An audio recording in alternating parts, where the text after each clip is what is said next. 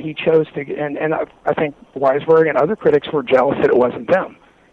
And that's kind of been the way it always has, and these kind of personality conflicts have gotten in the way, I think, of not having a cohesive movement to try to, stand united behind, the simple theme that the official story is impossible. Oswald didn't do it, but I've played with people on the forums for that for years, and you can't get them to stop arguing with each other. I know. We want to count how many conspiracy theorists are there on a head of a pin, Everybody's, But that's just the way it is, You can't, because you can't trust anybody in this business, Right. Yeah. Okay, so you got involved with Kennedy. Now, did you come up with a conclusion on Kennedy? Well, I think probably by the time I was, had read my first book and had started looking at the evidence, I went to the library and checked out most people don't realize that this case was, there was no investigation, but they produced a massive record, which is, just kind of a big white elephant. And most of it's full of meaningless data, like, honestly, pictures of Oswald's pubic hair, Jack Ruby's mother's dental charts, and Mark Lane said early on, that wouldn't have been relevant even if Jack Ruby had bit Lee Harvey Oswald to death. That kind of stuff it's padded with that kind of stuff. And if you see the way the witnesses were questioned, so many irrelevant witnesses, while the most relevant witnesses, like Admiral Berkeley, who was the recipient of all the medical evidence, was JFK's personal physician. He wasn't called. People like that, the closest witnesses, weren't called. When you see how it operated, you realize that it was just designed from the get-go to be just a giant thing that was never going to be read. As Alan Dulles said in one of their secret sessions, don't believe the American people read. No one will read the record. And he was right to a large degree, but people like Mark Rain, Howard Weisberg, Sylvia Marr, Shirley Martin, another housewife in Texas, these people early on did go through those 26 volumes. They're huge, and you couldn't buy them separately. Most libraries didn't stock them at first.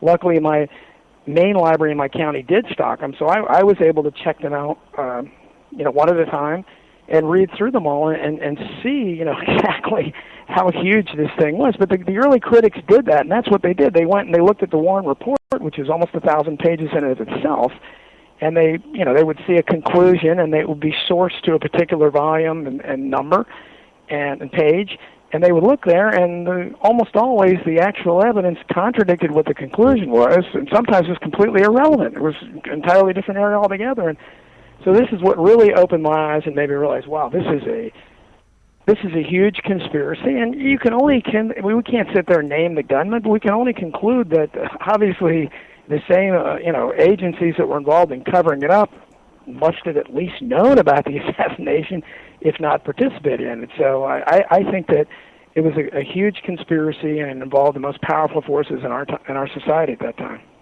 Yeah, absolutely. My dad actually. I was born in '62, so I'm 52 now. And my dad actually had a copy of the Warren Commission report right next to our Britannica Encyclopedia Britannica.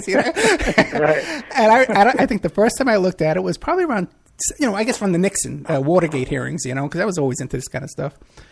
Mm-hmm. And the first thing that jumped out maybe was the name Gerald Ford, and I says, "Whoa, yeah. Wait a second." That's where you got to start. People like Gerald Ford and the Warren Commission members themselves really did very little work. They attended. The early critics tabulated how many sessions they attended, and they didn't even sit on much testimony. The bulk of the report was written by people like Arlen Specter, who later, of course, became a longtime senator. Right. And those counsel were the ones that did the actual work. So if Mark Lane could be criticized for one thing, that was one of Harold Weisberg's first peeves with him, is that when he wrote Rush to Judgment, he didn't list the names of the counsels when he was quoting testimony, and Harold Weisberg made a big deal out of that. But Harold Weisberg listed them constantly, and he made villains out of them, which they were. And they had a great impact on me. I never got to talk to any members of the Warren Commission, any of those counsel, and I believe the last. Well, actually, there's still a few that are alive that didn't have much to do with it. But the last primary council member that was that actually questioned people and had a lot to do with writing the report was Wesley Liebler, who was one of the countless unnatural deaths. He died in a plane crash probably about 10 years ago or something like that. Yeah, they're still going after people in that, man. Mm-hmm. So then, what caught your attention next after that? Probably Watergate, right? Well, Watergate actually was what first opened my eyes. I mean, up to that point, I really didn't have much interest in politics, but I was fascinated by the Watergate. And what's ironic is that opened me to politics. And then, of course, I went and when I started getting into the Kennedy assassination, that led me down that road, which I have never returned from, unfortunately. And you can't get off that path once you get on it. You start opening these doors, you just can't close them again. But ironically, doing this book, really Nixon, just searching for them. Nixon, to me, is like nothing compared to most of these other presidents. I mean, Carter had a fairly clean record, and Ford wasn't in office really long enough to do too much damage. But Nixon, in retrospect, really, he pales in comparison to LBJ and certainly Reagan and both Bushes and Clinton and Obama.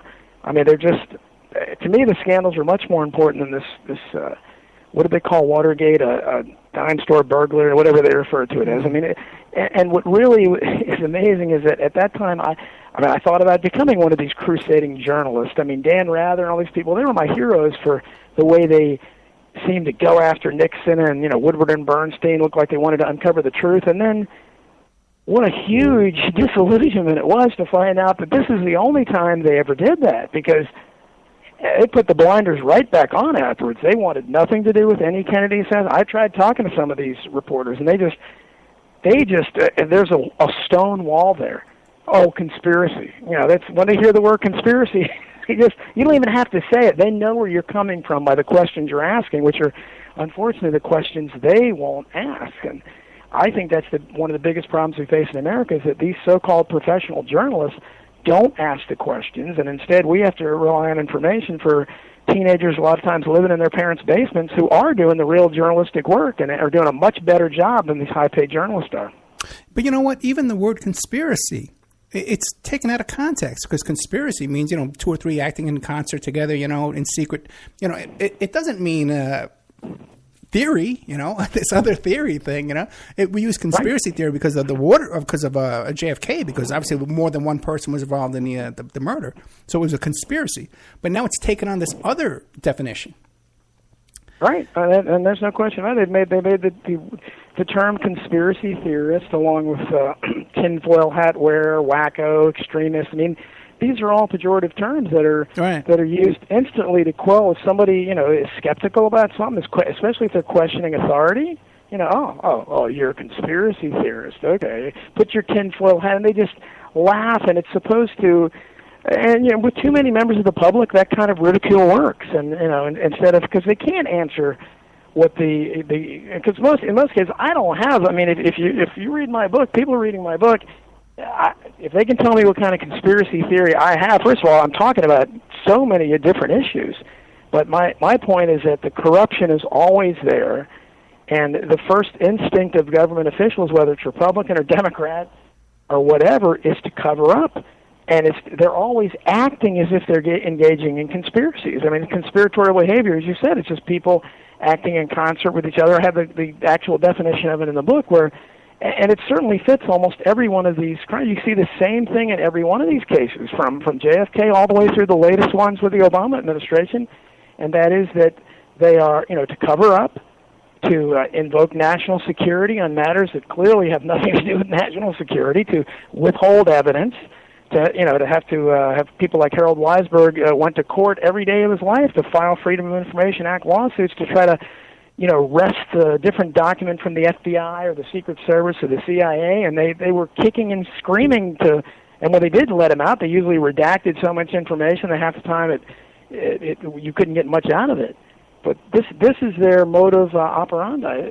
They cover up. They act as if they're doing something wrong, and it's a logical conclusion that they are doing things wrong, and they're not acting certainly in the interest of the vast majority of the American people. And people like me, I can't help but have the opinions I have. I mean, they're not theories. I mean, if what I document in my book, it's facts. This is the way they behave. This is what happens, and you can see the way this country has gone downhill in the last 50 years, that it's had a huge impact on our civilization.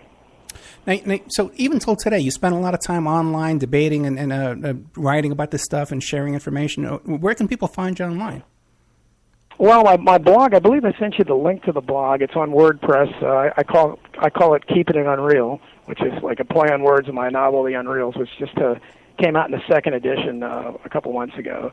People are interested in that. That has a lot of conspiracy stuff in it, too, and a lot of about everything, although in a fictional setting.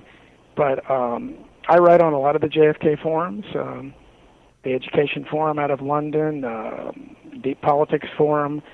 There's not as many of them as there used to be, but I haven't been quite as active there. To be honest with you, when I go there, usually it's to try to promote my book now, but because I've had so many battles with these people over the years, and it's just a lot of high-profile figures. Mark Lane has actually posted a few times on the Education Forum, but it's usually to promote something. He doesn't stick around. David Lifton is a well-known critic who came up with the body alteration theory with the bestseller Best Evidence back in 1980 or so. He's on a lot of these forums. I've engaged with him a lot. So Josiah Thompson, who wrote 6 Seconds of Malice back in the 60s, right. He's been on these forums. So it's been great to meet a lot of these people, but it's also been disillusioning to see how so many of their personalities are just, the egos are so huge, and they just don't want to get along. And the big picture is that we try to put out there that we're not putting any theory out, and that's the thing is, don't say, well, this is what happened. Say, this is what didn't happen. Lee Harvey Oswald didn't shoot Kennedy. It's impossible, and your own evidence proves it. That's where I stand. I'm not going to sit there and say that, so-and-so was involved, so-and-so what, because that would come from a real investigation, and there has not been a real investigation of the assassination of President Kennedy since 1963. The Warren Commission, the FBI have conducted a very rudimentary investigation. The Dallas police were knocked out of the way early on, and they certainly didn't do a great job with what they did investigate. And the Warren Commission was just a rewrite of the I think 18-page FBI report. It was nothing. And the House Assassinations Committee didn't do. I had a lot about that in the book too, where they started out perhaps to do something honestly, but they quickly got the lead counsel out of the way, and they got their replacement in there, Robert Blakey, who they knew was going to support all the untenable conclusions of the Warren report, and he did. And then the last second, they had a dictative recording of a policeman's motorcycle from a policeman's motorcycle, and it happened to record what sounded like 4 shots. And so at the very last minute, they just contradicted their entire report, which is a Warren Commission rewrite in many aspects, and just said there was probably a conspiracy because they heard 4 shots. But it was very disappointing, and there's obviously has not been another investigation since then. I hear you, man. It is very disappointing. So the blog you sent me is donald-jeffries-hidden-histor.wordpress.com. Is that the one you were talking about? Yeah, I believe so. Yeah. Okay, and the book is called, one second, Hidden History, an expose of modern crimes, conspiracies, and cover-ups in American politics. Our guest is Donald Jeffries. We're going to be taking a little commercial break, and we'll be right back with more of our guests and more conspiracies and more theories and all. We're going to get deep down into the rabbit hole. And now a word from our sponsors. We are listener-sponsored, and we appreciate your donations. If you like the show, please visit oppermanreport.com and click on the donate button. Or you can donate directly through PayPal at oppermanreport@gmail.com. We have Mike Gray of InfinityHomePlans.com. He's the host of Parlay over at CJ Mars Radio, Thursday evenings, 8 p.m. Eastern Standard Time. If you need custom home designs, stock plans, or 3D work, he's your one-stop shop for home design and drafting needs. Mike Gray at InfinityHomePlans.com. At InfinityHomePlans.com. Are you still there? Yeah, but remember I said they can hear us if we talk? Oh, Are looking for essential oils? Stop by and check out Essentially Tammy on Facebook. She is Young Living Essential Oils independent distributor. Now, these are 100% therapeutic grade oils. They help support the body's natural functions. You can visit her website posted on Essentially Tammy to see the current deals, or email at JockoTammy, JOCATAMI@yahoo.com, or call 352-239-8546. 352-239-8546.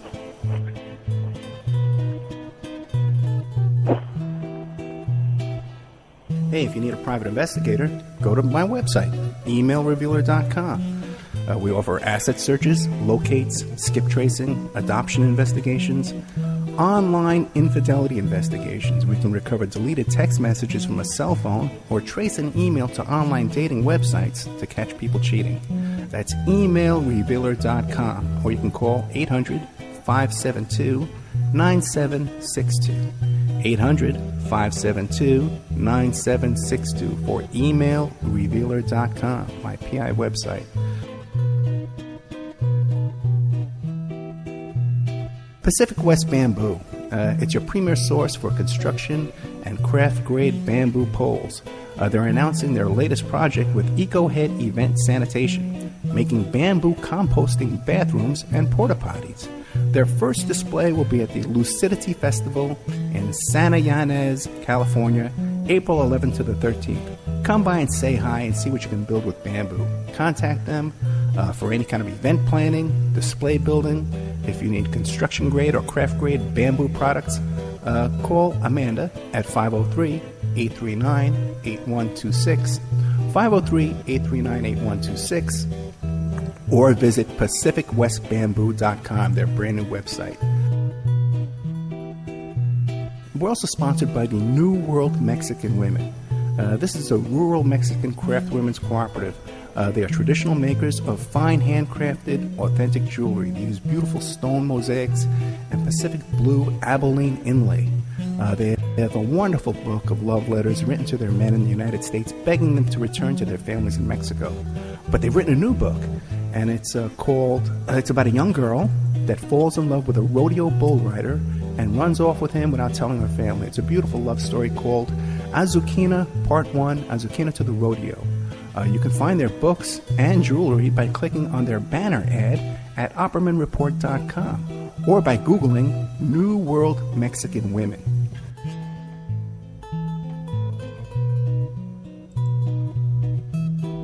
You can also promote your business or website right here and have your ad played all over the world 7 days a week by emailing OppermanReport@gmail.com or calling 800-572-9762.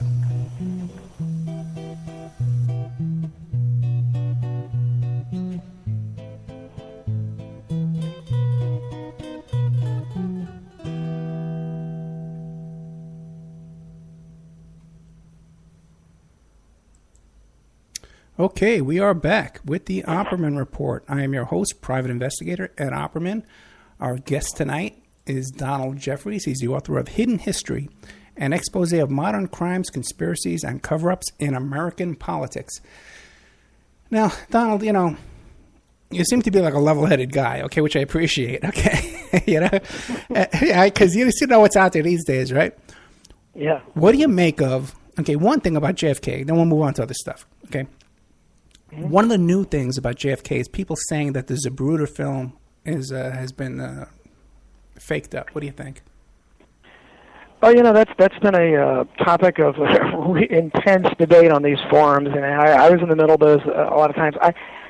I think that there's something there. I'm kind of on the fence on that, but for some reason, a lot of researchers really violently object to the very idea. But I think what happens is because there has been so much lost evidence, so much destroyed evidence, and certainly when we look at the autopsy photos and x-rays, I mean, they have to be completely faked, or every doctor and nurse who saw JFK's head wound at Parkland Hospital in Dallas was lying or mistaken.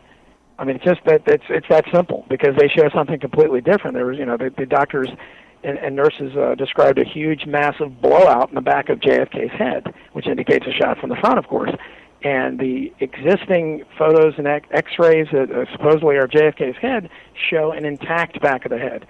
So it's really as simple as that. So if that would be fake, then I don't see any reason why the Zapruder film wouldn't be. And there's a lot of things about this. We already know they had, there were some missing frames.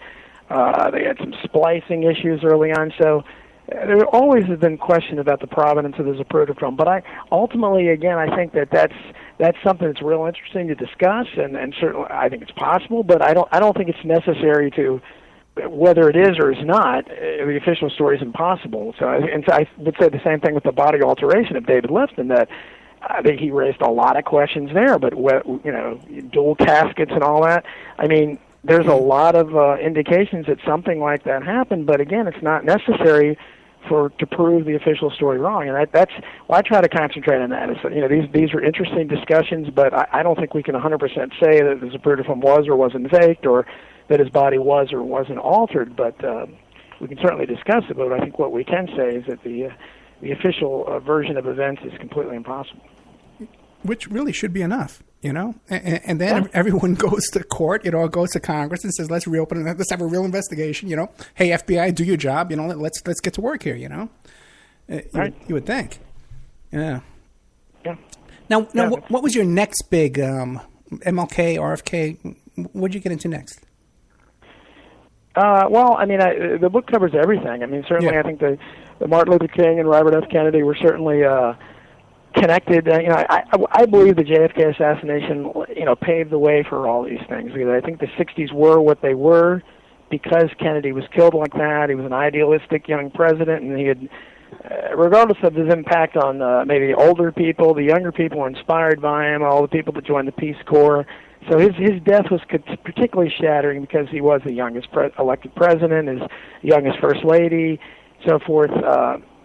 So, whether the Camelot thing or whatever, but something, it made for a greater impact when he died. And I think the fact that he was replaced by a guy like Johnson, who was the antithesis of him, kind of a crude hack party politician who had a trail of bodies behind him that, that Bill Clinton and the Bushes and Obama would later emulate. But he had a body count of his own. And he was so thoroughly, slimy looking, and you can't find a good personal anecdote about him, but to have JFK replaced with him and to have the death of JFK never adequately explained. I mean, the people at the time, I think, my family was Catholic, so he was the first Catholic president, so he meant a lot to them, and none of them were buying, especially when Oswald was shot like that in the basement with 75 police officers around him, and somehow his front is unprotected. I mean, it was ridiculous. I mean, for that to happen, like Fidel Castro said, that doesn't happen in your worst Be American movies, and he was right.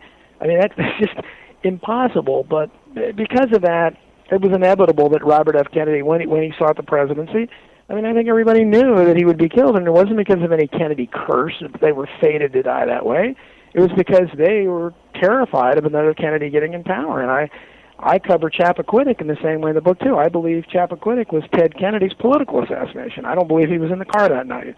And I think he was left to devise the story, which was completely absurd and impossible, about what happened. And that destroyed his chances of becoming president forever. And, of course, I'm very proud of the section on the plane crash of John F. Kennedy Jr. I believe he was assassinated, too. And no one really has written about it as extensively as I have, but hopefully I proved the official story of that wrong as well in the chapter I have on that in the book. No, I definitely want to get into that in detail. I'm holding off, okay? Okay. Yeah, trust me, man, because I think that's a great story, and you're right. I don't think anybody covers it. I think no one even talks about it. That's how bad things are nowadays. But real quick, one thing about the Oswald in that police station. The cop who's holding Oswald up when that shot comes, that cop knew that shot was coming, man. He didn't flinch, He doesn't even blink. He had that look. I mean, it was pretty. Like I said, and it was such a traumatic thing because it was the first murder, live on television, and then it just had a psychological impact on America. And really, I know it's kind of hackneyed and maybe a cliche to say that our innocence died with that, but really, you can kind of trace it from that day. It really did shatter a lot of America's illusions, and we've never been the same country since. So true. Now with RFK, though, what do you make of all the stuff with Sirhan Sirhan, and his association with the Process Church of the Final Judgment? You know, that satanic cult involved with Son of Sam and Manson and stuff? You familiar with that? Yeah, well, he Sirhan had a lot of strange... I mean, Sirhan was talking about the Illuminati writing in his diary, and he was talking about the Boston Strangler. Well, the alleged... I didn't even cover that. Albert South, who I actually don't think probably was the Boston Strangler, but he wrote his name down there. His diary was a classic... It looked to me like a classic not automated writing. I'm not sure what you would call it, but it was like he was doing it subconsciously. And Sirhan was a little different than your classic patsy because unlike Oswald or James Earl Ray, he clearly did have a gun there and clearly was firing shots. But the autopsy report showed conclusively that the fatal shot came from behind Kennedy, and there were powder burns on behind his ear, which indicated that he was only a few inches away. He was almost point-blank range, and every witness placed Sirhan in front of RFK at all times, and no closer than 5 feet or so. So that alone indicates. I mean, there were too many bullets. There were magic bullets in the pantry that night. I mean, it was the same story, and it was inevitable that it was going to happen. I remember being very politically active at that age, and even though I really wasn't aware of a conspiracy with JFK, I probably didn't even know what the word conspiracy meant at that time, but as a kid, I remember waking up that morning after the California primary and yelling out to my dad, "Hey, Dad, did Bobby Kennedy win the California primary?" He said, "Yeah, he won, but he was shot." And it was just, it was devastating. That affected me a lot more than JFK because I was older and I was becoming a little bit politically aware, and I really wanted a Kennedy back in the White House for whatever reason. And it was that just really, again, disillusioned people so much because even though there weren't that many people expressing it, everybody kind of knew. I mean, they kind of, when they started this talk about the Kennedy curse, that was the way I guess they let that out, that way they dealt with it. But I think everyone knew, because I mean, it just doesn't happen like that. Why should he be any more likely to be shot than someone else? I mean, nobody ever shot Nixon. Nixon certainly had a lot of enemies. I mean, but everybody just kind of knew, he's a Kennedy, and well, why? Why would that be unless they represent? And I really think if there's a subplot to my book is that the Kennedys really do represent something different. They're different than most so-called leftists, and I believe that they have been, in my life, have been the greatest threat to the establishment, and it's because of John F. Kennedy and then Robert F. Kennedy, and I believe Ted Kennedy was assassinated at Chappaquiddick, figuratively, if not literally, and I believe JFK Jr. was, and you can take it right on down to the line. A few years ago, Caroline Kennedy, who has been about as non-controversial a figure as she can be. I mean, I certainly, I would probably vote for her just because she was JFK's kid, and I think maybe she'd want to do something about his, exposing the truth about his death, but she's played the game perfectly, but they undercut her when she was going to be named to the Senate seat a few years ago, if you remember that. Yeah. And they just had a campaign where they published this story about how many times she said in a conversation, which so many of these high-profile figures do, and they clean up their grammar. But they went after her, and of course she backed right out. And I think that shows how powerful they are and how much of a threat that any Kennedy represents to them, because they may think, well, yeah, she's playing the game, but she's his daughter, and when she gets in power, she might want to do something about finding out what really happened to him. Yeah, well, so many people, like Dan Rather, was a reporter there in Dallas, went on. These people have so much to lose, that they're all in on it together by now. Anybody was, yeah. Well, that's what happens. They build their careers on it. I mean, Dan Rather you're right. He was a local reporter, and he made his name on that. And he's famous for getting on television and talking about Kennedy's head going forward. I've just seen the Zapruder film, he says breathlessly, and of course anybody. But again, the people who think the film was altered, actually, there's a small group now that are actually thinking Rather wasn't lying that day. So it gets complicated. But in Rather's case, he presided. He and Walter Cronkite, they presided over all those awful CBS specials. I mean, every time there would be an uproar, whether it was 1967, 1975, there would be the peak interest of the public would be trying to, this is impossible. There was a conspiracy. CBS would trot out a special to answer the questions, and he would always be there. And for even as a young guy, I mean, I realized early on, I know what they're going to say. And that's the problem with our mainstream media. You know what they're going to say. I mean, that's why Oliver Stone became so dangerous to them, because when he made that movie, he broke with, hey, what are you doing? What are you talking about? Wait a minute, you're supposed to assure them that everything's cool, that be like the establishment historians over here. We'll give you a Pulitzer Prize. You say what what the officials said, yeah, sure, it was just a lone nut, and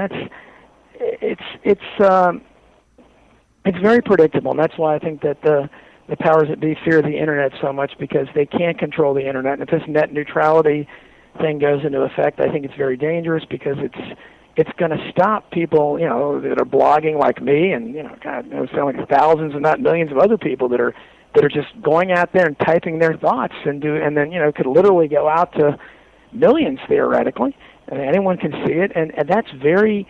My latest blog entry talks about Liz Wall, who resigned in a dramatic gesture from RT today last year, and she testified before Congress. I think it was last week or a week before that, about how bloggers. She basically compared bloggers to terrorists, and said how dangerous it was, and that's the elitist view. The establishment view is that the unwashed masses, this common riffraff. Wait a minute. We have to. This stuff has to filter through our high-paid journalists. They'll tell you. They'll interpret these events for you. How dare you say these things? Who are you to have this opinion? You're not educated, and it's a huge threat to them. And it's unbelievable to me that our Congress is. They're not investigating police brutality. They're not investigating anything that's going on now. That's a huge problem. The loss of our civil liberties. Instead, they're holding, hearings to determine that bloggers are dangerous. I mean, that's what kind of representation we have. But do you think that they really care about what we blog about or what we talk about, or even when we march in the street? Do you think they really care? They're worried at all about what we're doing? Well, I mean, I don't know why they would. Yeah. We've pretty much proven that we can't get together. And right. Like I said, if I can't get people in the JFK research community to agree on something, I mean. Yeah, it really would take millions and millions of people marching on Washington really to accomplish something. But how likely is that? You're right, but I think they're paranoid, and I think they just want total control. And I think it really bothers them. I think that even though they might not have that much of an impact, that people out there are able to interpret these events. I mean, I'm sure all the Sandy Hook videos and the Boston bombing videos in recent years, and go back to the Batman shooting, whatever these events that happen now. Certainly all the 9/11 videos, that average people can put together these really impressive, to YouTube and elsewhere. I mean, 2-hour productions, great production values, music, and do their own interviews, and it's much more impressive than anything you're going to see on network television. It has to bother them that these average people living in their parents' basements a lot of times are able to do this impressive work, which really so-called real journalists ought to be doing, but they're not doing. They're not asking any questions. They're just passing along the official stories. Yeah, I got you. And I only wish, that we were making some headway with all this, but I don't see it. I don't know that we're making headway. Yeah. I mean, I think, I really think what's happening is because the economy. I mean, the problem is you can't, and I really think a collapse is inevitable. I think it really could be any day.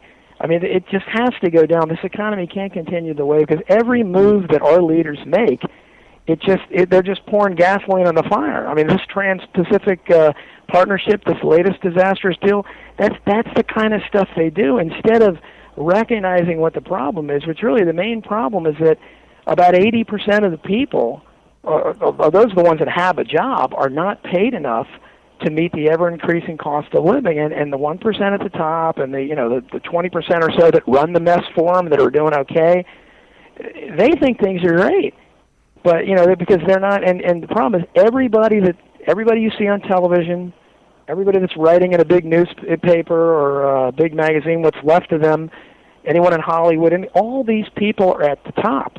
So things are great for them. They have no, they have no way of knowing how things are out there in the wasteland. And they, when they keep talking about unemployment figures, I try to tell people that and you usually get that blank look. I'm making a little headway, but I mean, all they're doing is counting the number of people that are applying for unemployment benefits.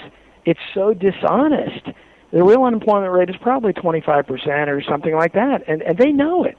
But they don't care. Instead, they still pass along, unemployment rate dropped. Well, no, the number of people filing for unemployment benefits dropped, probably because most of their benefits ran out. You probably have more people unemployed. And that's the problem we get. And so as more and more young people face this kind of job market, and face the fact that the world out there is not like it's portrayed to be in the movies and television and what the smiling journalists. More and more of them are and more of them already are going to the internet for their information. And that's why I see all the time, more and more young people that are much more receptive to the so-called conspiracy theories. They are much more receptive. When someone gets a certain age, they become closed-minded and they're not willing to open their minds to anything. But young people are, I think that's our hope. I mean, I don't know how much of a hope that is, but and certainly we have to keep the internet relatively free and unfettered so that they can still get these real alternative sources of information. But as long as they do, I try to, most people think I'm a terrible pessimist, but I try to hold out some optimism that young people can try to change things. But at this point, unless we suddenly have 60% new leadership at all levels of our society, which is not going to happen. We just reelected 96% of these people to Congress that we do every election, even though they have less than a 10% approval rate. You explain that to me without massive voting fraud. I mean, it's just impossible. How do you keep returning all these people you say you hate in polls? I mean, it's like they can't be unelected. And that's the only alternative we have is to try to vote them out of office. And if we can't vote them out, whether it's because people are just somehow too stupid to do it or because of this massive voting fraud, which I have a whole section on vote scam and voting fraud in my book. I mean, unfortunately, I think our vote doesn't count, especially when electronic voting machines are involved. Yeah, I hear you. And even before the electronic voting machines, if you ever looked at some of those Cynthia McKinney videos on YouTube, where she talks about my God. Go back to, what was it, was it Tilden and Garfield, I think? Was it 1880 or 1872? Yeah, one of those elections, that went down to Rutherford B. Hayes, maybe. But one of them where the Tilden, I think it was Tilden beat Hayes in the popular vote, then, went on and on. And so these...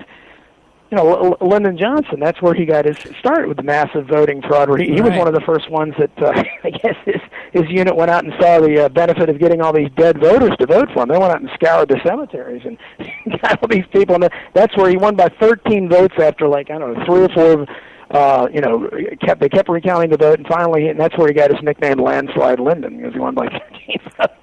Yeah, I think there was even a box that was missing for 12 hours, and there's a picture of him and his guys standing around the box. Yeah. Lyndon, he wrote the book on. I mean, he just, some of the people Clinton, they called him Slick Willie, and some of the Obama's very smooth, but Johnson just, he couldn't be anything other than what he was. In your face, corrupt cornbone politician. Now, what'd you come up? You said some interesting things about Chappaquiddick. What'd you come up with on that? Well, I had unfortunately there's been very little investigation on that. I was very influenced by a book called Andre Chappaquiddick, which was written back in the I think the 70s by a guy named R.B. Cutler, I believe in Massachusetts, and it was privately published. Of course, no publisher is going to touch that, and no theory at all in it. I mean, it's just all the inquest statements and the actual testimony, and but you're left with a clear, inference that, for instance, just what we do know is that. Kennedy supposedly had a big bump on the back of his head, which could be consistent with somebody hitting him in the back of the head. And but what I found most impressive was that he appeared that night at his hotel after the accident supposedly happened, and he appeared calm and, like nothing was wrong. And the next morning he came out and was talking to people on a yacht, I believe, or they weren't out at sea, but I guess they were getting ready to, or maybe on the pier. But he appeared fine. Nothing wrong with him. And then his cousin and another guy showed up, and they talked to him for a second, and, the witnesses said his face went pale, and he was gone.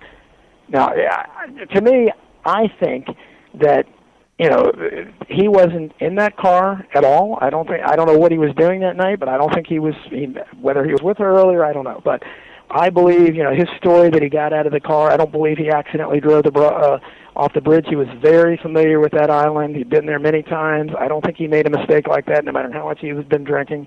And Mary Jo Kopechne was said by everyone to be a teetotal, that she didn't drink it. She had alcohol in her body. And the fact that he was able to, he was a big guy and supposedly drinking, that he was able, with a bad back, he was able to extricate himself, his big bulky body, from this car underneath the water with the swirl, yet she couldn't. She was much younger and much better shape. And then he supposedly swam across this big channel. I just have a hard time believing that, and the fact that he didn't.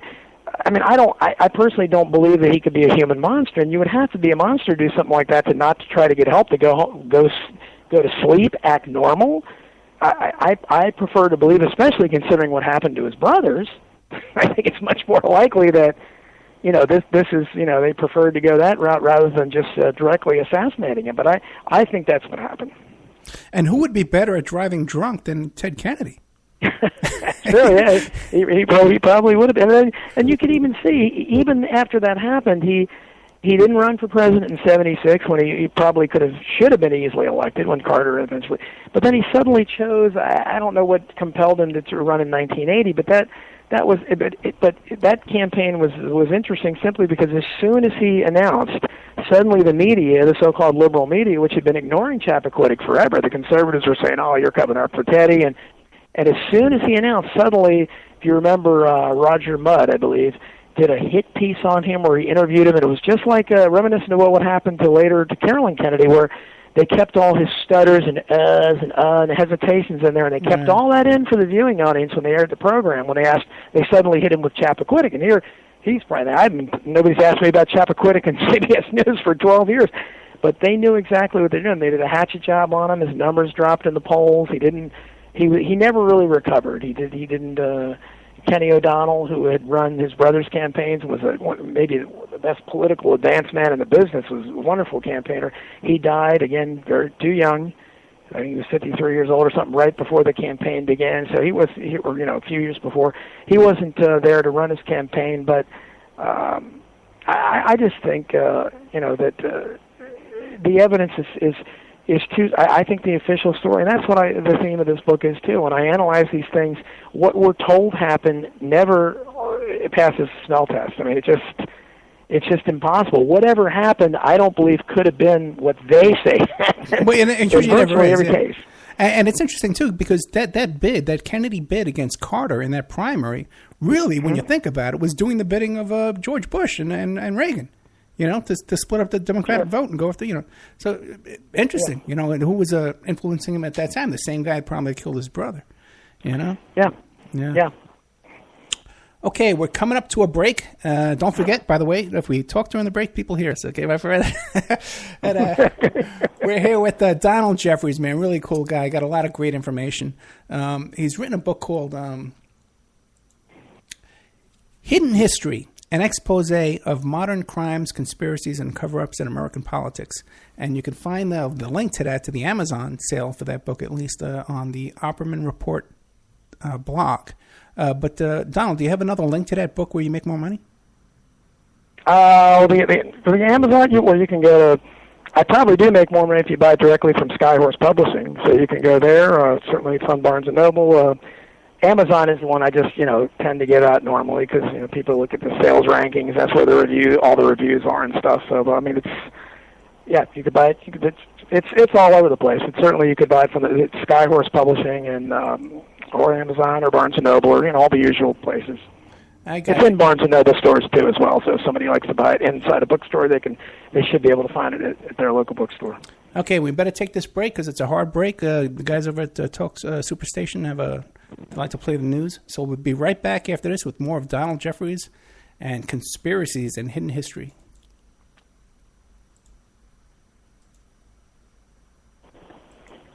And now a word from our sponsors. We are listener-sponsored, and we appreciate your donations.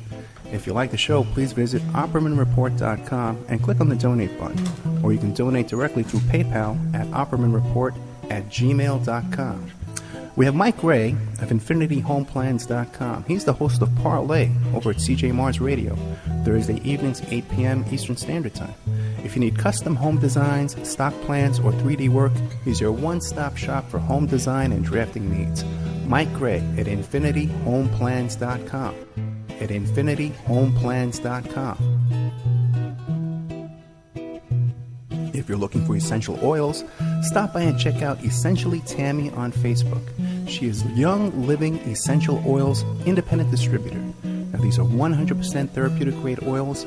They help support the body's natural functions. You can visit her website posted on Essentially Tammy to see the current deals, or email at jocotami, JOCATAMI @yahoo.com, or call 352-239-8546. 352-239-8546.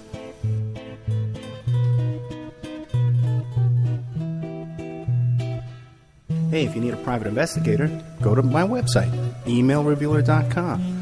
We offer asset searches, locates, skip tracing, adoption investigations, online infidelity investigations. We can recover deleted text messages from a cell phone or trace an email to online dating websites to catch people cheating. That's emailrevealer.com, or you can call 800-572-9762. 800-572-9762 for emailrevealer.com, my PI website.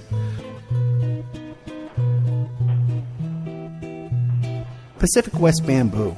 It's your premier source for construction and craft-grade bamboo poles. They're announcing their latest project with EcoHead Event Sanitation, making bamboo composting bathrooms and porta-potties. Their first display will be at the Lucidity Festival in Santa Ynez, California, April 11th to the 13th. Come by and say hi and see what you can build with bamboo. Contact them for any kind of event planning, display building. If you need construction-grade or craft-grade bamboo products, call Amanda at 503-839-8126, 503-839-8126, or visit PacificWestBamboo.com, their brand new website. We're also sponsored by the New World Mexican Women. This is a rural Mexican craft women's cooperative. They are traditional makers of fine handcrafted, authentic jewelry. They use beautiful stone mosaics and Pacific blue Abilene inlay. They have a wonderful book of love letters written to their men in the United States, begging them to return to their families in Mexico. But they've written a new book, and it's it's about a young girl that falls in love with a rodeo bull rider and runs off with him without telling her family. It's a beautiful love story called Azuquina Part 1, Azuquina to the Rodeo. You can find their books and jewelry by clicking on their banner ad at OppermanReport.com or by Googling New World Mexican Women.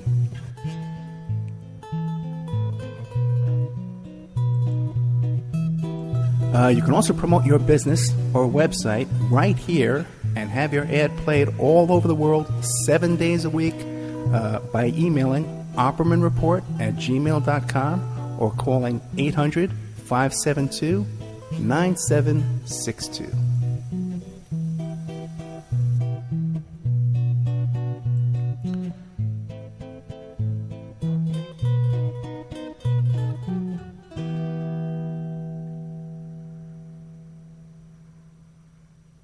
Welcome to the Opperman Report. I am your host, Private Investigator Ed Opperman.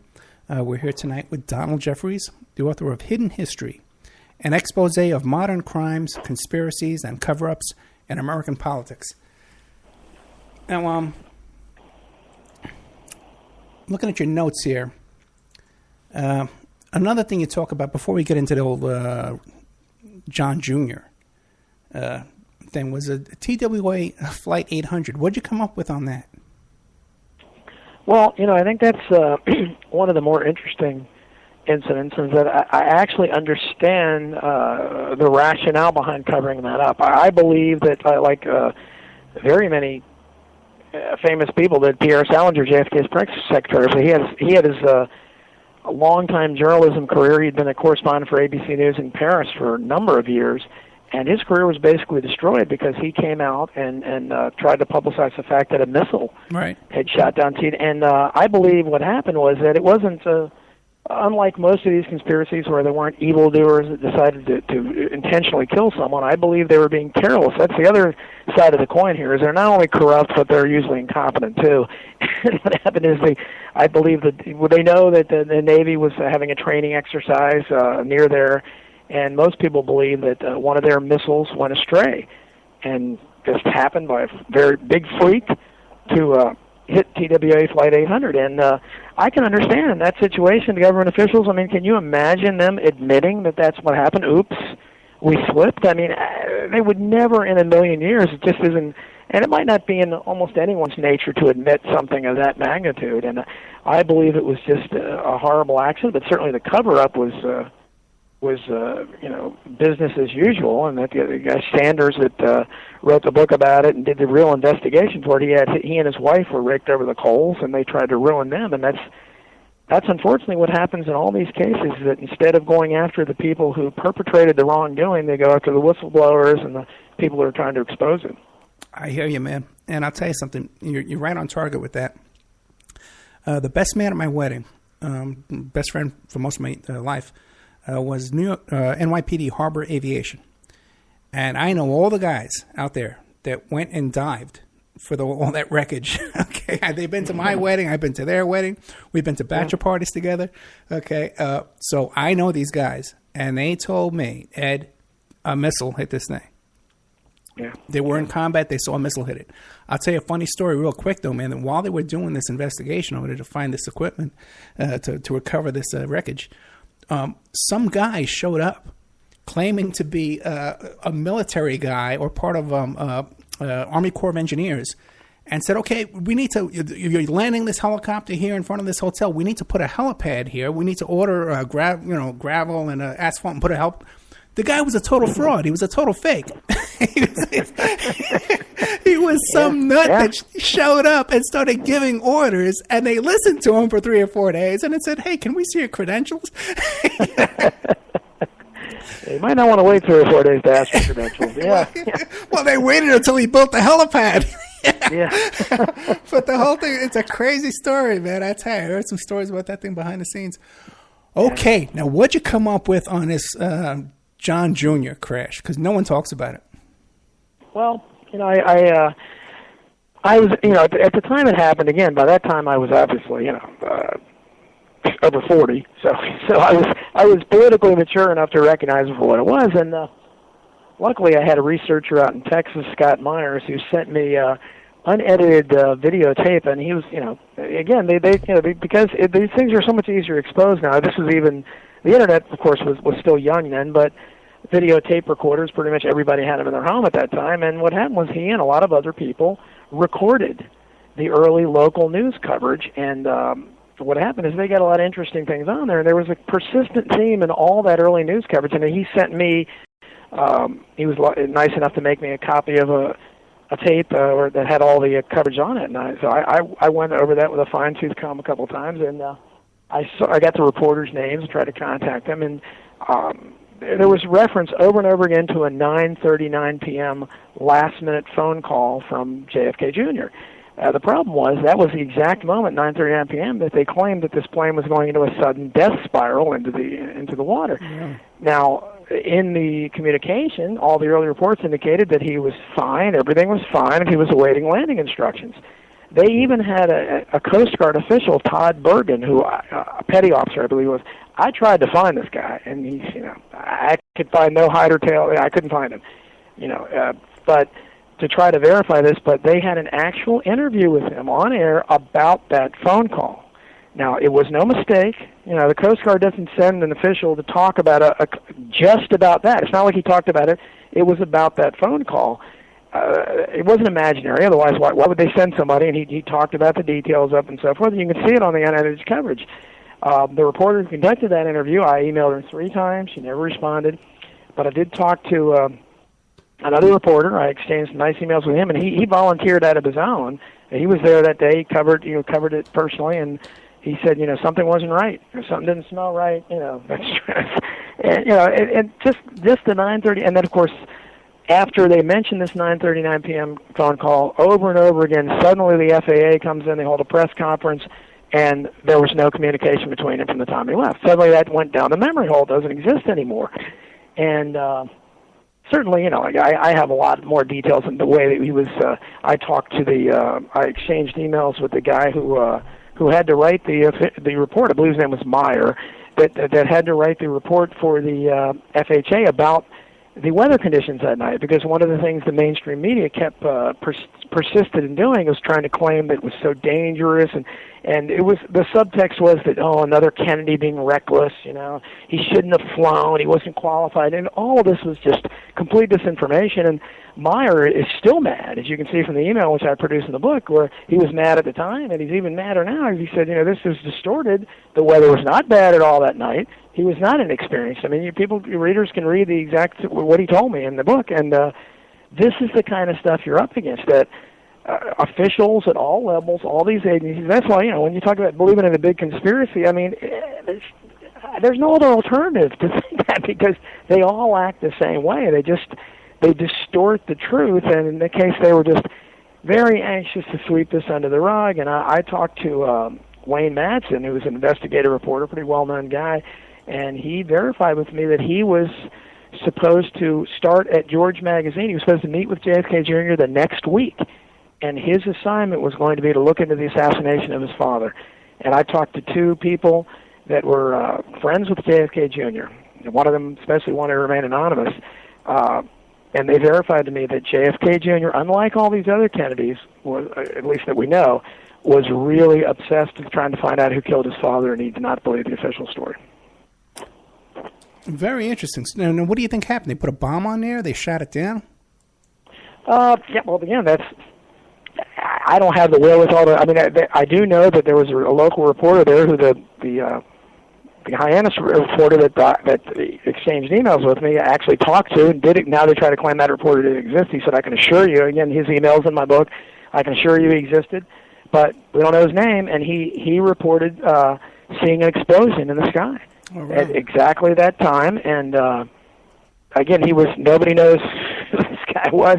I tried contacting the small newspaper there, and we don't remember any story like that. I mean, the story was, they're telling me they don't remember the story, and it was in all the early accounts that I can't remember the name of the newspaper now, but that this reporter had seen. Of course, he was always unnamed, and there was another lawyer that was there that reported hearing a loud explosion at the same time. And so, I think that whatever happened, whether it was a bomb on board or I think that's probably the most likely thing, but certainly it wasn't a case of JFK Jr. being reckless and flying out in bad weather and just losing his way. That's again, like with this JFK assassination or anything, the official story is full of holes. It cannot be believed, and it cries out for a real journalist. People like me or any other layman are investigating these things. We don't have subpoena power. We don't have a great, huge newspaper or a television network behind us that can really support us and give the kind of money and what's necessary for an investigation like that. And that's why it cries out for somebody to do an expose. But unfortunately, it's never going to happen because they don't. There's no mainstream, no organ of the mainstream media ever investigates it. And if they do investigate these things, it's to whitewash it, or they might investigate the people that are trying to expose it. Again, to investigate the whistleblowers rather than the wrongdoers. Yeah, it seems like again with the JFK Jr. thing, there was a lot about the search as well. where the search was, they were just sending these guys on a goose chase all over the place, man, and instead of over the flight path. Yeah, and again, it just conditioned Americans, saw the helicopters flying around, the constant coverage of it. It's the whole thing is so full of holes. The timeline doesn't make any sense. People would have to read the entire chapter to learn all the details, but there's so much there, and it's just, you haven't read about any of it because, again, nobody's interested in exposing the truth about anything. I even toyed with writing an entire book about that, but I don't know. I opted just to include it as part of this book, but I think it's a very important story because I believe John F. Kennedy Jr. was somebody who was sure to be elected, and I believe was about to start his political career, and whether he was going to challenge Hillary Clinton for the Senate in New York, whether he was actually going to run for president shortly thereafter, I don't know, but he was clearly, I believe, about to start on his political career, and he was a guy that really, such a good-looking guy that women would have voted him just from that. He didn't have any baggage. He had no scandals in his past. There's nothing they really could have used against him. A well-liked guy, he just treated everyone well, and he didn't have, any baggage with him that maybe some of Robert Kennedy's kids might have had. But JFK Jr. was, plus he was John F. Kennedy Jr., I mean, the name alone. So Yeah. they really feared him, and I'm sure they probably heard stories. If I could find out about it at this point, I'm sure they knew that he was interested. Unlike a lot of the other Kennedys, apparently he was interested in who killed his dad. Very interesting. Okay, what did you come up with on 9/11? Well, 9/11, I think, is this generation's JFK assassination, writ large. I mean, it's 9/11 really is, we can trace back that to, all the disastrous effect it's had on our civil liberties. I mean, the Patriot Act, Homeland Security, NDAA. I mean, all these the free speech zones, all these things that would have been unimaginable 30, 40 years ago. And it's all because we're terrified of these terrorists. I mean, and what a convenient enemy to have. I mean, an enemy that's everywhere and nowhere at the same time. It could be anybody. Anybody could be a terrorist, and they've extended that definition of terrorist to be almost anybody. I mean, I could be considered a terrorist. You could be considered a terrorist because you're opposing you're opposing what they're doing. Oh, you must be a terrorist. As George W. Bush said at the time, you're either against us or you're with the terrorists. With his pronunciation of the S's. But clearly, I mean, I have the exact temperature in there, but I mean, we know, and the establishment admits. You look at the definition of what it takes to melt steel. And their own reports indicate that the temperature never got anywhere near that high, yet they'll tell you it melted the steel.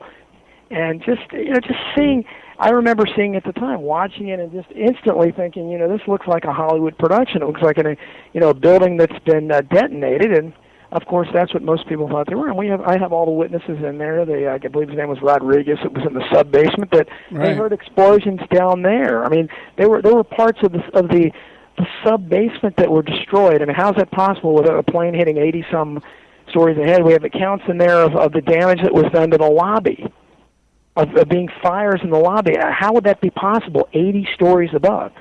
I mean, it makes no sense. And of course, when you go to the Pentagon, you're talking about a plane that supposedly entered that hole. And if you've gone to any of the internet websites that have done some great photographic work, you'll see they'll superimpose that jet size, over the hole, and you have no other conclusion that something other than a plane hit that, because something had to have happened to the wings. There's no impact mark of the wings, and the wings weren't sheared off and left outside. So what happened to the wings? So that's the question that you ask, and people. So many things have been written about 9/11. Everything about it. A lot of the backstories with the witnesses. I go into that a little bit, and then we talk about the rabbit hole.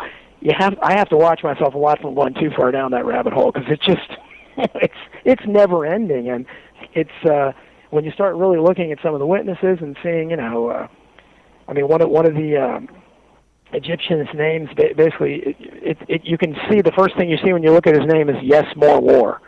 I mean, I have his name in there. I mean, it's that's the kind of thing that fascinates me too. But all I can do is speculate. But I don't believe that 19 crazed terrorists were able to hijack these planes and be in the air for over an hour without the greatest defense system in the world. Even when a plane was headed right for the heart of that defense center, did absolutely nothing. When a year or two before that, when golfer Payne Stewart's plane was in the air, and they had that terrible tragedy where something happened with the oxygen or something where they all died in air, and it was flying along without a pilot, they sent fighter jets up there, pretty quickly. And here we had a case where all this was going on, and if, I believe, as I put in the book, if any defensive action was taken that day, it has gone unreported. Because other than possibly, they probably did shoot down the plane in Pennsylvania and lied about it. But other than that, I don't see that they did anything at all. It ought to, and the most ridiculous thing of all is to expect to believe, even back in 2001, to believe that the Pentagon, with all the security cameras there, think that no camera captured this thing coming in. And we still have not seen what hit the Pentagon. I mean, they released that photo belatedly that just shows a fireball. You don't see what hit it.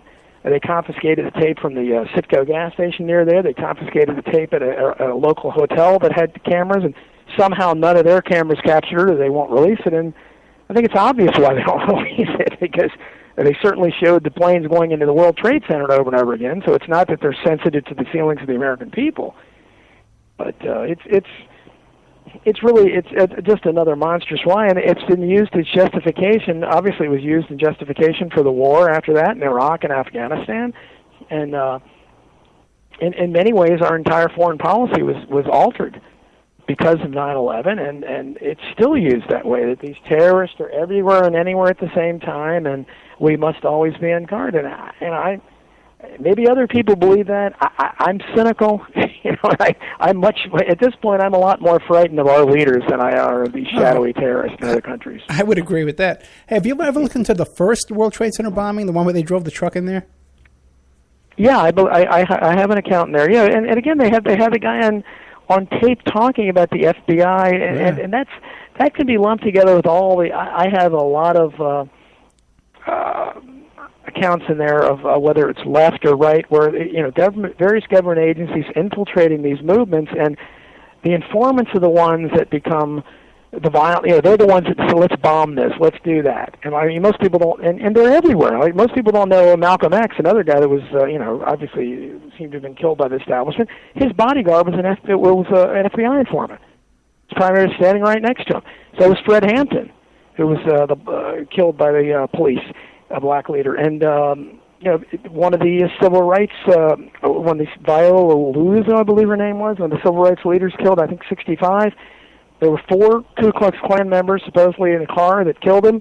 Well, 3 of them were Ku Klux Klan members. One of them was an FBI agent, and he was present there as they shot and killed these people. And that's kind of what happened with the first World Trade Center bombing, whereas there was a guy who was asked to do the bombing. He tried to back out. He was supposed to be an FBI informant, and I've got all the quotes in there, about it, where he's telling them in his broken English, "I don't want to do this," and this is what happens, where our government is putting people in there, and by and large, they're the ones that say, "Hey, yeah, let's do this. Let's go bomb this." And the rank and file membership, they're okay, they'll go along with it, but that's what's so dangerous about these informants, because they get, whether it's the Black Panthers or the Ku Klux Klan, they're all over the place, left and right both, and they infiltrate these movements, and that's why you have so many stories in recent years about Al-Qaeda and ISIS, and I have a little bit about that in the book, especially about Al-Qaeda, where, Alex Jones calls them Al-CIA, and, there's a great deal of, evidence that indicates that these movements are controlled, and sure, there may be real violent terrorists people out there. I don't doubt that, but again, I think that by and large, it's our government and other governments control what's going on, and in many ways they're responsible for the violence because of that. I would agree. Now, what about even today? We have this case in Baltimore today, and we had the case in Ferguson. And who do we have leading the opposition there, and supposedly on the side of the people against the police? We have Al Sharpton, the FBI asset. Exactly, sure. This guy was a crack dealer, basically, was caught selling crack, and they turned him into an FBI informant. He survived the Tawana Brawley nonsense, where they acknowledged it was a hoax. He made it up, and somehow he continues to be an alleged black leader, and unfortunately, you never see where was Al Sharpton and Jesse Jackson when George W. Bush, who was just like Ronald Reagan and just like Bill Clinton multiple times, was accused of rape, and by a black woman who ended up dying. I have a whole story in my book. It's very hard to find information on it because it was not covered in the media anywhere. There was one small black newspaper in England that had the story about it, but she had said her life had been threatened. She died unnaturally. There was no Al Sharpton, no Jay, and she was accusing George W. Bush of rape. Oh, really? Where I have it. I believe her name was Maria Schoenpower or something. She had, I'm not sure, but it's in the George W. Bush section, and just Ronald Reagan had a woman that accused him of rape when he was younger.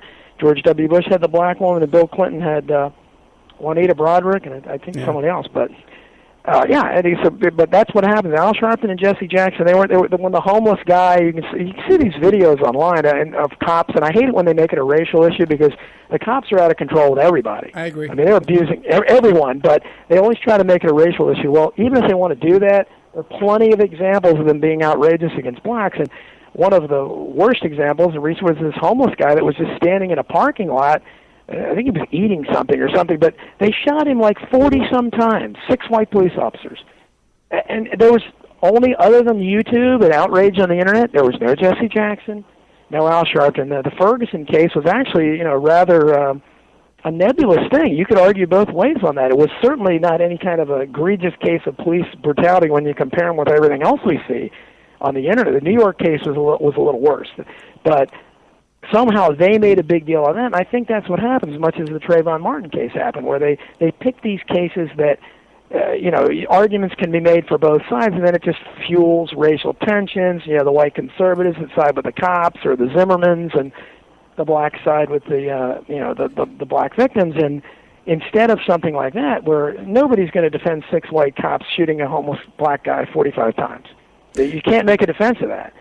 But Al Sharpton and Jesse Jackson are silent when those things happen. I don't trust. I mean, I go over Jesse Jackson's background in my book too, where he came to prominence. I mean, he offended a lot of the other civil rights leaders because he basically tried to gain renown, claiming he had held Martin Luther King's head in his hands and had his blood on his shirt and wore that, and they all knew he was lying and it was a big fake, but that's how he came to prominence, and that's, unfortunately, that's the mainstream media is as dishonest about that as anything else. When those are the black leaders, quote, according to them, and that's, I wouldn't want those as my leaders, that's for sure.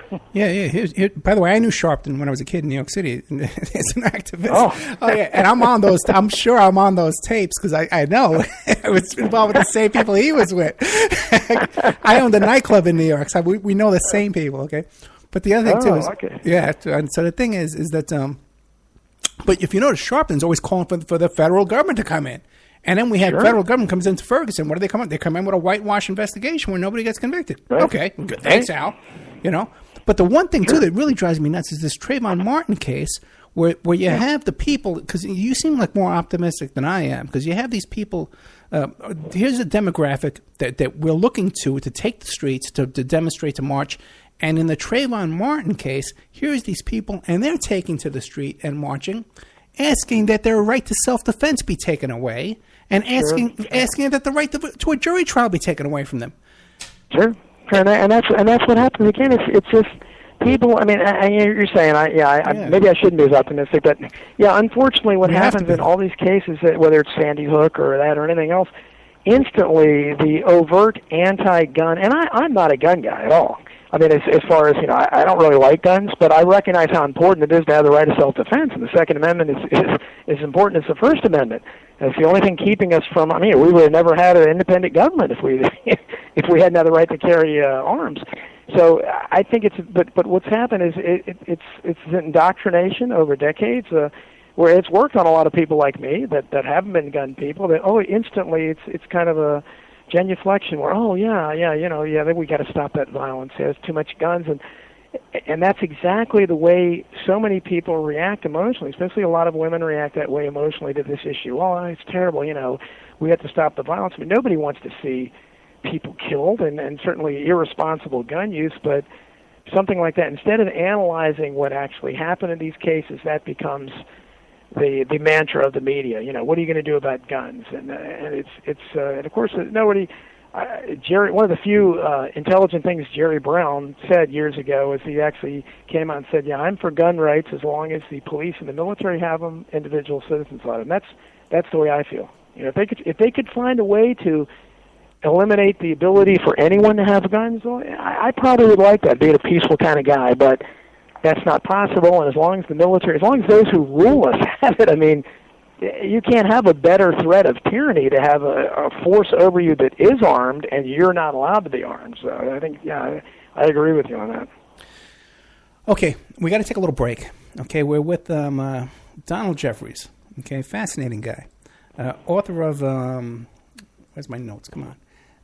author of Hidden History, an expose of modern crimes, conspiracies, and cover-ups. Okay, and the book, there's a link to the book available on the Opperman Report blog. Okay, we'll be right back after these messages. Don't let me forget, I want to ask you about this whole gun grab. If you think the motive of the government is to do a gun grab, and then let's get into this whole thing about Sandy Hook and Boston bombing and stuff like that. If you think these are staged events, and we'll go down that whole road as well, okay? Okay. We'll be right back after these messages. And now a word from our sponsors. We are listener-sponsored, and we appreciate your donations. If you like the show, please visit OppermanReport.com and click on the donate button, or you can donate directly through PayPal at OppermanReport@gmail.com. We have Mike Ray of InfinityHomeplans.com. He's the host of Parlay over at CJ Mars Radio, Thursday evenings, 8 p.m. Eastern Standard Time. If you need custom home designs, stock plans, or 3D work, he's your one-stop shop for home design and drafting needs. Mike Ray at InfinityHomeplans.com. At InfinityHomeplans.com. If you're looking for essential oils, stop by and check out Essentially Tammy on Facebook. She is Young Living Essential Oils Independent Distributor. Now, these are 100% therapeutic grade oils. They help support the body's natural functions. You can visit her website posted on Essentially Tammy to see the current deals, or email at JockoTammy, JOCATAMI @yahoo.com, or call 352-239-8546. 352-239-8546.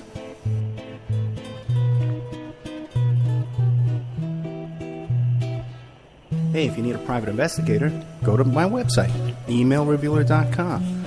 We offer asset searches, locates, skip tracing, adoption investigations, online infidelity investigations. We can recover deleted text messages from a cell phone or trace an email to online dating websites to catch people cheating.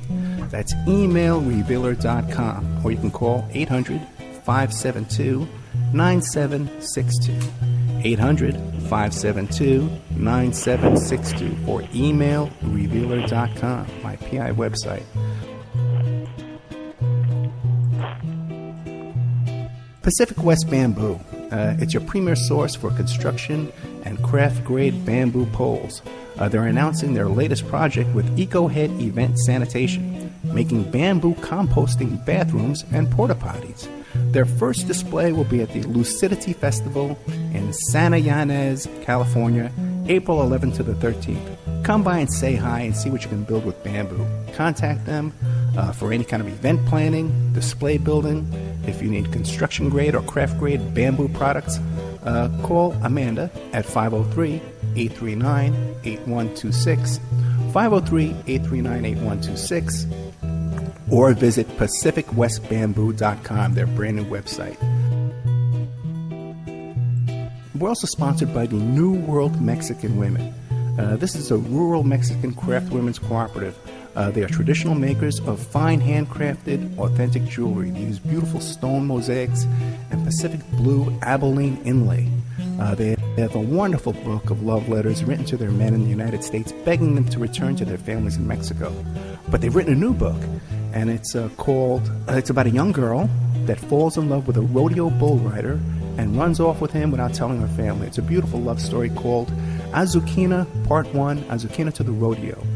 You can find their books and jewelry by clicking on their banner ad at OppermanReport.com or by Googling New World Mexican Women.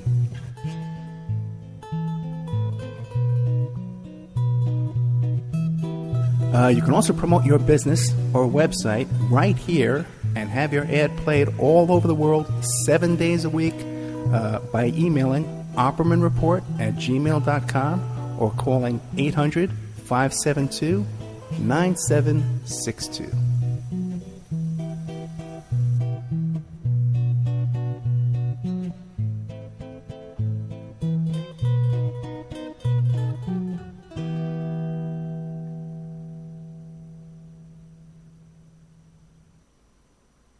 Welcome back to the Opperman Report. I'm your host, private investigator at Opperman. The show is brought to you by Audible.com. Go to audibletrial.com/Opperman Report. Sign up for free. Get a free audiobook. Help support the show.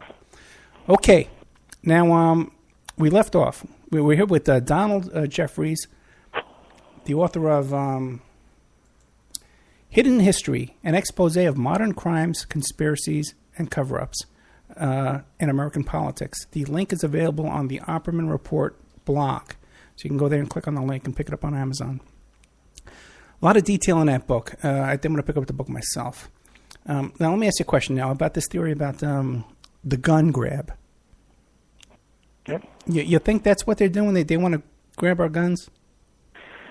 Well, on the surface, it certainly looks like that. I mean, this is the whenever any of these recent events happen, that becomes the mantra of the media. I mean, I think it was Bob Schieffer, who goes back to the JFK assassination too, that just really lost it after, I think it was, I don't know if it was Sandy Hook or the Boston bombing, but just basically on air almost started whining. What are they going to have to do? What can we do? We have to do something about these guns. And there's just no critical analysis at all. They just look at something and there's no examination of the events themselves. I mean, you certainly are aware of what has been written, especially what has been done on videos. There's become a cottage industry out there with Sandy Hook and Boston. I've watched lots of them myself, and they're intriguing. And again, it's really mostly really good work being done by people who aren't professional journalists, and they just destroy the official story in both those cases. And we recently saw, unfortunately, that despite all that, because there was no mainstream media willing to look at it, the surviving alleged Boston bomber, or the Sarnoff brother, just got another Bruno Richard Hoffman, Sirhan, James Earl Ray, Timothy McVeigh type of sham trial with no legal representation whatsoever, and he was just basically railroaded through. And there's so many holes in that story, and certainly a competent defense attorney could have exposed them, but that's what we find in all these cases where the people go to trial. There's no real defense offered to them. Well, it seems to me that the 1%, right? A lot of their industry is arms dealing and arms manufacturing, and they're selling guns, they're selling bullets, right? So if they wanted to stop us from having guns, all they would have to do is stop manufacturing them and stop selling them to Walmart and stuff like that. They would do that on their own without legislation. Well, yeah, they could, but I think one of the and you talk about cause for optimism. One of the things I find really curious is that you can't get people to rally around many issues, but the people that have guns, there's a lot of them. Almost all of them are zealots for gun rights.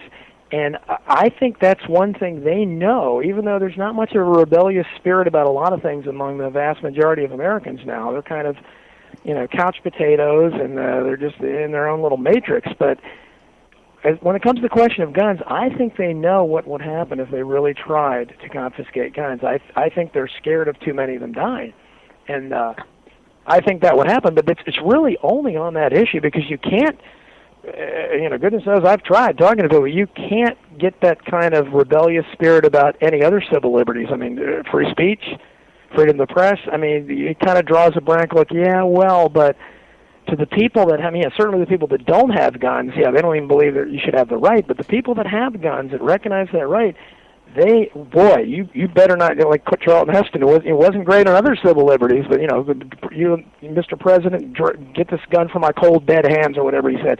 And that's the spirit that's out there, and I think they keep trying, but I really, that's why I think probably on the surface it looks like these are gun grabs, but as you said,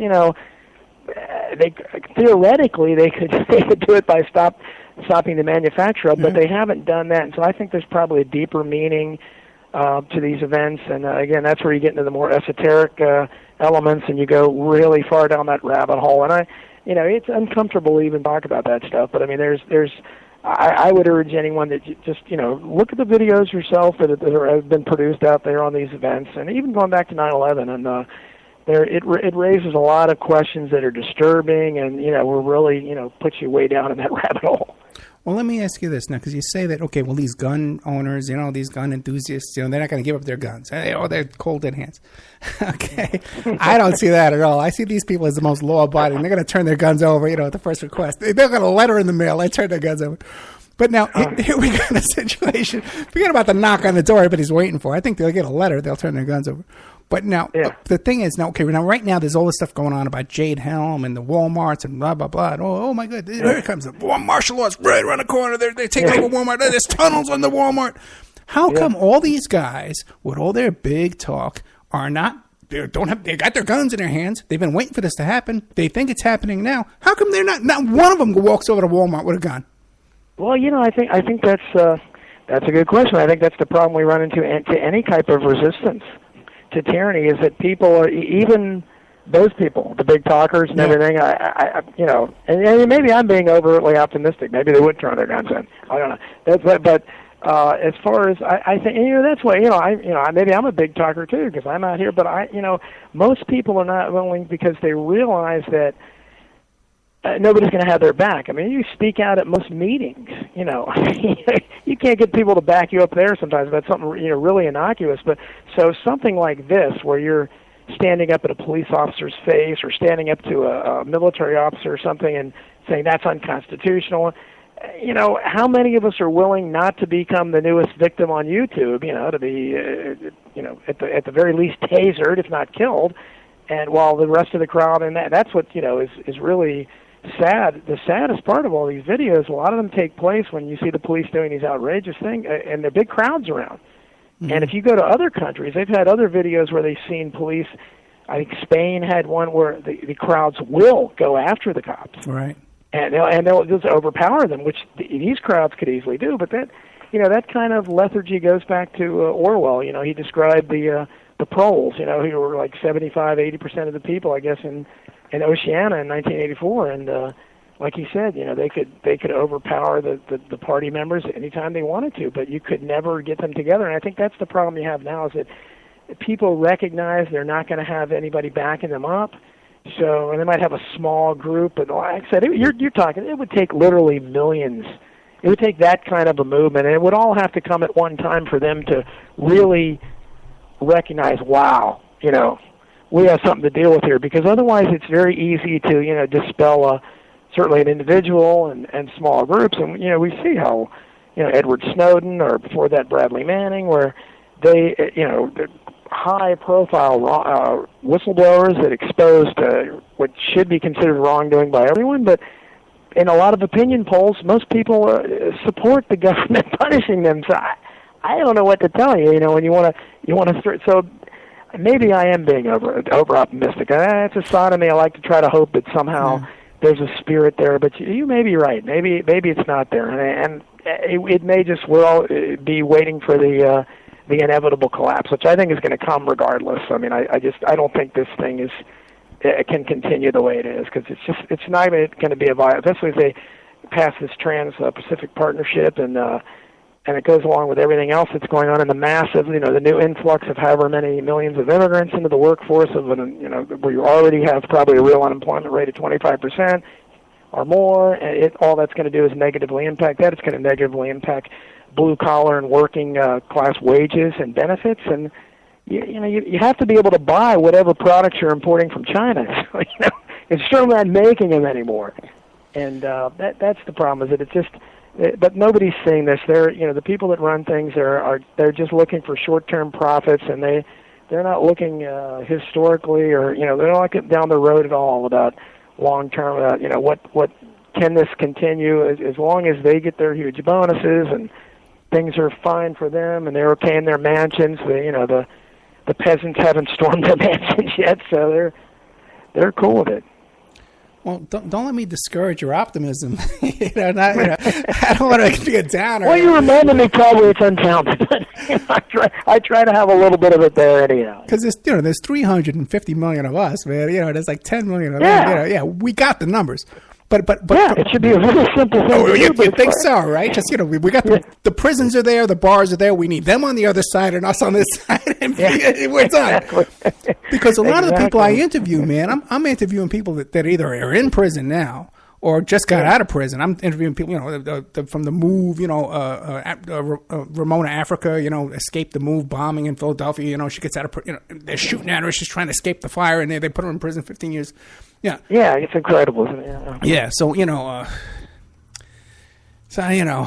I'm a little, I guess, more pessimistic than you are, but, I agree. We need to resist, 24 hours a day. Everything we do, every bone in our body, we need to resist what's going on right now. Well, that's. I mean, this is really the only little thing I can do. By writing this book, I'm doing what. I mean, people that know me have probably heard me say these things for decades, because I'm always ranting and raving, but it's gotten so much worse. It's you wonder how bad it's going to get. But I mean, it's just I look back at say 40 years ago, and no one can claim that we have so much less personal freedom than we had back then. I mean, so little incremental things chipping away at our rights. And what happens is, it's like the old analogy of the frog in the boiling water. It gradually happens, and you just, you're not noticing it, and that's what's happening. Illegal, unconstitutional checkpoints. Checking for drunk drivers. That kind of stuff turns into NDAA, and worse. And I remember at the time ranting and raving about that, and people just, don't you want to get the drunk drivers off the road? They don't have any kind of awareness of the bigger impact on society at large. You can't allow those things, and there's only 10,000. There's 10,000 drunk driving deaths in America in a year. 10,000. Yeah. That's nothing. It's 350 million people. 10,000. We're spitting on 10,000 people right now. On the air. And remember how they tabulate those drunk drivers. Another dishonest thing they do is if anybody in the car was drinking, it's considered a drug, even though the driver wasn't drinking.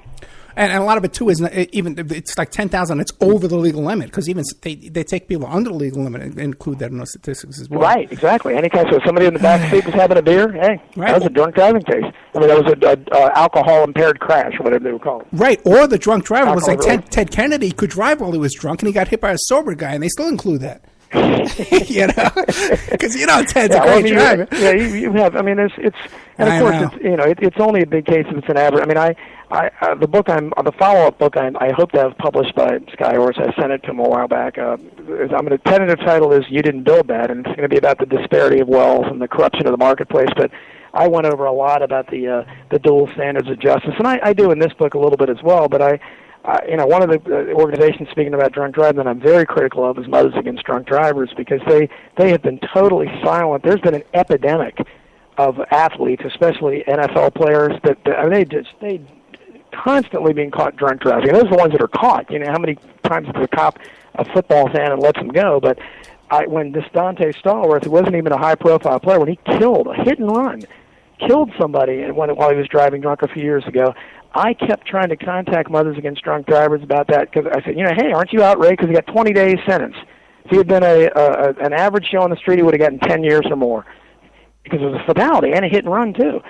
But their answers, and I have it in that book if it's ever published. But it's just unbelievable. They're not concerned. But if it's some young burnout that's 21 years old that has a low-paid job that needs a car, they'll sit beside the court where they did back in the day. They'll sit in the courtroom and pressure the judges to throw the book at them, and that's the kind of dishonesty we have at all levels of our society.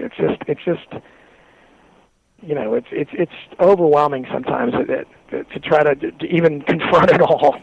One of the most amazing things is that the domestic violence arrests that go on every day in America. And it started out with the O.J. trial, and that they passed all these domestic violence laws all across the country.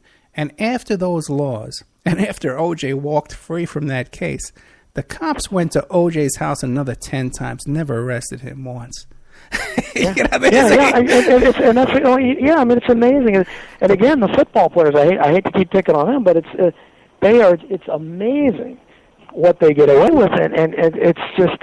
It's the culture we have, and it's part of the dual standards of justice, because they wouldn't get away with that if they were just some unemployed drug dealer or something, but because they are high profile, just like any other celebrity. Robert Downey Jr. He had somebody like that has drug issues, found naked in somebody else's house. I mean, if that's an average Joe, he's going to prison 40 years, and he's not going to be helped. But the celebrity, you need help.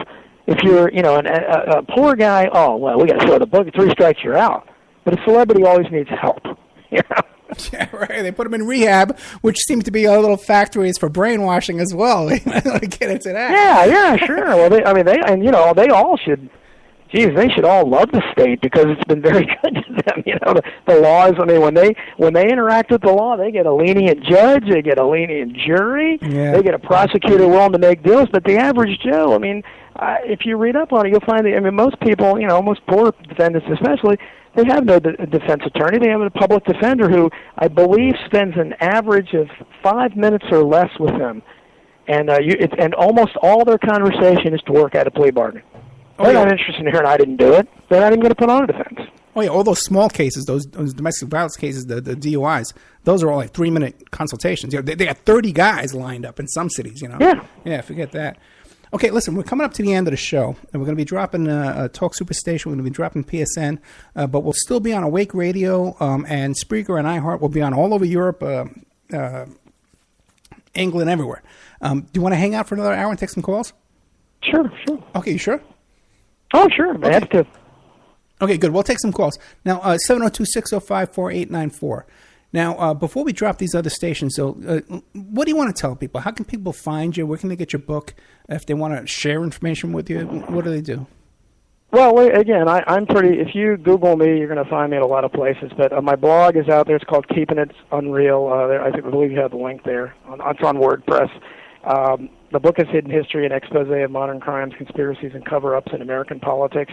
My other book, if you're interested, is The Unreals. It's a novel, but it has a lot of conspiratorial elements out there as well. You can find me in the JFK forums. I would just leave people with the impression that by writing this book, I was just trying to shine the light on all these issues, and the idea that the Kennedy assassination happened in a vacuum or 9/11 happened in a vacuum, I think is wrong.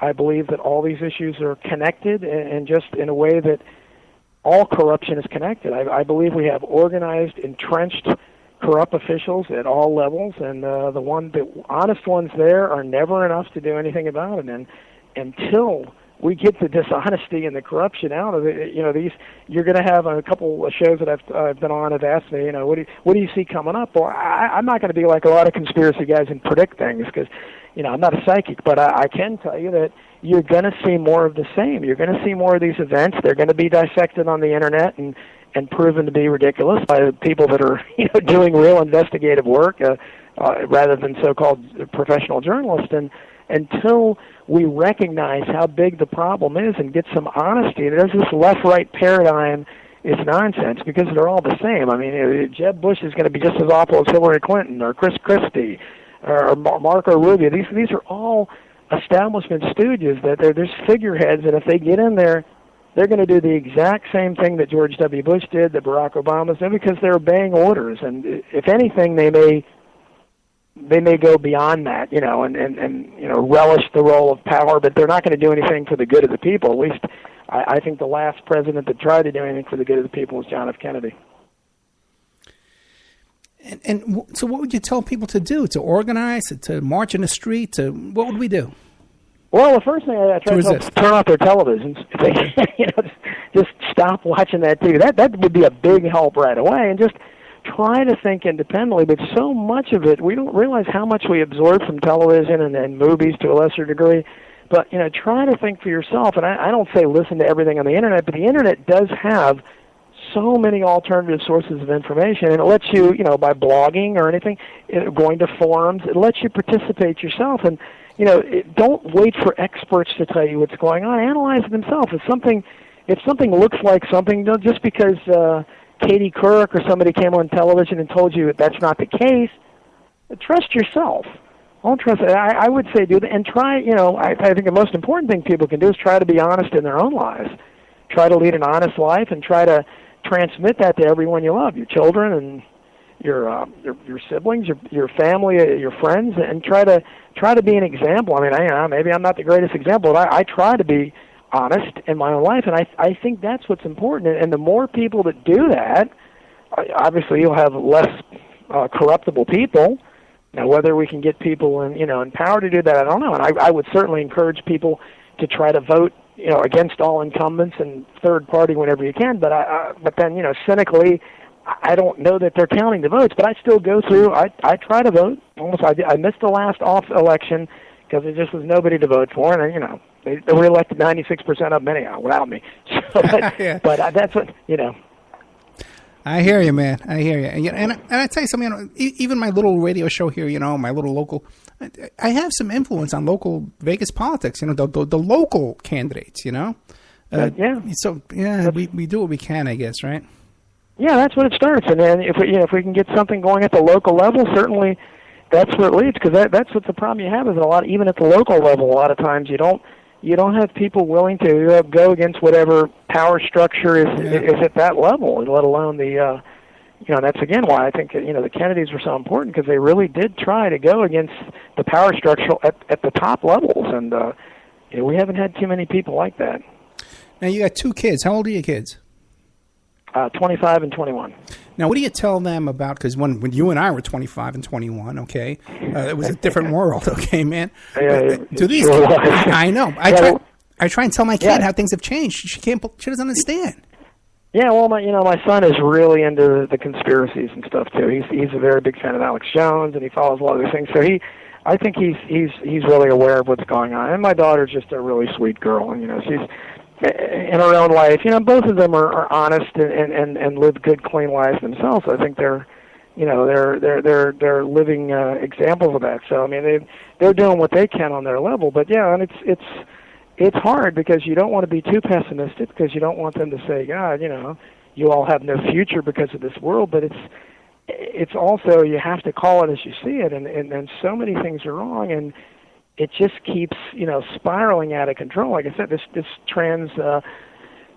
Trans-Pacific Partnership, I mean, that's just going to be as deadly as NAFTA if that passes. I mean, not that we have any industry really left to kill, but if what I've read of it of the truth, they're going to be having foreign workers crossing sovereign lines with nobody checking them, and it's got GMO protection and all these things that should have nothing to do with trade at all, but somehow they're written into these huge agreements now, and you have representatives that don't even, Nancy Pelosi said, let's pass Obamacare and then we'll read it or something, that kind of stuff, where they don't even read these bills before they pass it, and that's, it's unfortunate, but, that's what we're saddled with. I hear you, man. My kid is 14 years old. She has a debate tomorrow on GMOs and Monsanto. Okay, and I hope she's debating against them. Oh yeah, don't worry about my kid, man. And she's also too. She has this project coming up in history where she's going to be talking about civil rights. She's interviewing Bobby Seale, the original Black Panther. Wow. Oh yeah, man, we don't fool around here. Cynthia McKinney. And even her history teacher said, she's do whatever you want. I'm looking forward to your projects. Wow. Yeah. Well, that's pretty good. Yeah. No, we don't fool around here in this house, man. We are resistance. Well, that's pretty cool. But I know, man. It's really, all we can do is try to, I mean, I don't hold back maybe I'm too opinionated sometimes, but, my family knows what I think about just about everything. So, they can either accept it or not, but I try to have their best interests at heart, and I try to have, and I think that's what we're lacking in society too, is that so many people don't think of the other person. They just don't have any empathy anymore. If you remember a few years ago on that Black Friday when a guy died in a Walmart, there was a dead body there, and they had video of it. People just kept walking, stepping over his body. Nobody did anything. I mean, nobody reacted like a human being, and it's unthinkable that we would have deteriorated that much to where someone would notice someone clearly in real distress and not have at least bent down, hey, and alerted and called 911 or something. Nobody did anything, and I think that was such a really sad but accurate illustration of where our society is at this point. I hear you, brother. Okay, so we're going to be dropping Talk Superstation. We're going to be dropping PSN. Good night, guys. We love you. We'll see you next week. I think next week is the Oklahoma City bombing show. And then we have a whole bunch of good shows coming up for you guys. And don't forget to join up to the membership section, okay? Check that out at oppermanreport.com. There's a lot of new content in there, okay, that hasn't been broadcast ever before. So good night, guys. And we'll be right back with more of Donald Jeffries with his book. I should have my notes ready. Hidden Histories. An expose of modern crimes, conspiracies, and cover-ups. Okay, we'll be right back after these messages. And now a word from our sponsors. We are listener-sponsored, and we appreciate your donations. If you like the show, please visit OppermanReport.com and click on the donate button. Or you can donate directly through PayPal at OppermanReport@gmail.com. We have Mike Ray of InfinityHomePlans.com. He's the host of Parlay over at CJ Mars Radio, Thursday evenings, 8 p.m. Eastern Standard Time. If you need custom home designs, stock plans, or 3D work, he's your one